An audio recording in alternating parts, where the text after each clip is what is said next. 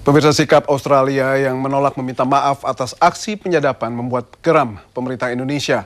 Presiden Susilo Bambang Yudhoyono yang awalnya hanya menanggapi lewat akun Twitternya, akhirnya tampil ke publik dan menyatakan Indonesia akan menghentikan sementara hubungan intelijen dan pertukaran pelajar dengan Australia. Dan selama belum ada respon dari pemerintah Australia, Duta Besar Indonesia untuk Australia tidak akan kembali bertugas di Canberra, Australia.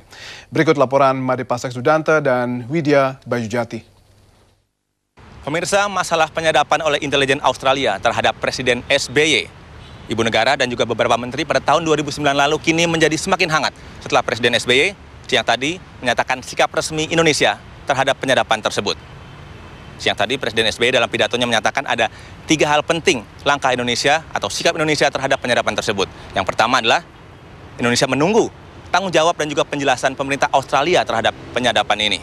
Lalu yang kedua, Indonesia akan mengkaji ulang berbagai macam kerjasama dengan pemerintah Australia, khususnya pertukaran informasi. Bahkan Indonesia menghentikan dulu sementara latihan-latihan militer bersama.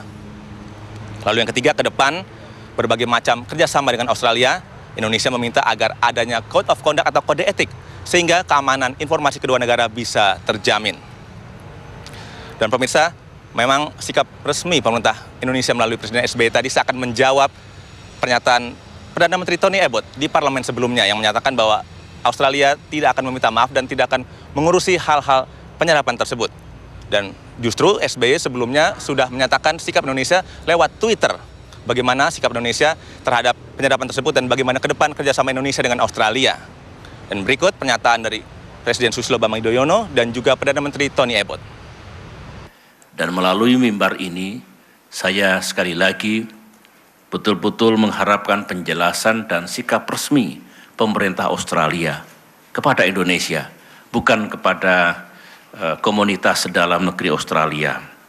Sekaligus sikap dan langkah apa yang akan ditempuh oleh Australia berkaitan dengan kasus penyadapan ini. Australia shouldn't be expected to detail what we do to protect our country any more than other governments should be expected to detail what they do. Dan pemirsa, sebenarnya ketegangan antara pemerintah Indonesia dan pemerintah Australia bukan baru kali ini terjadi. Pada tahun 2006, Presiden SBY sempat memanggil pulang Dubes RI di Canberra, Hamzah Tayyip, terkait dengan sikap Australia yang memberikan izin dan juga visa untuk 42 warga Papua yang disinyalir sebagai gerakan separatis. Sehingga sikap Presiden kali ini untuk memanggil pulang Dubes sudah pernah dilakukan. Dan gertakan seperti ini nampaknya masih harus dipertanyakan lagi apakah cukup ampuh untuk Australia kali ini. Apakah nantinya Presiden atau pemerintah akan lebih meningkatkan sikap yang lebih keras terhadap pemerintah Australia karena penyadapan terkait dengan martabat negara Indonesia.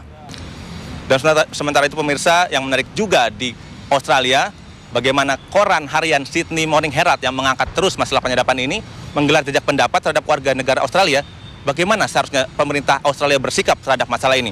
Dan menariknya adalah 59% dari responden menyatakan seharusnya pemerintah Australia menyatakan permintaan maaf resmi terkait masalah ini kepada negara Indonesia, diwakili oleh Presiden Susilo Bambang Yudhoyono. Dari Jakarta, Made Pasek Sudanta, Widya Bayujati melaporkan.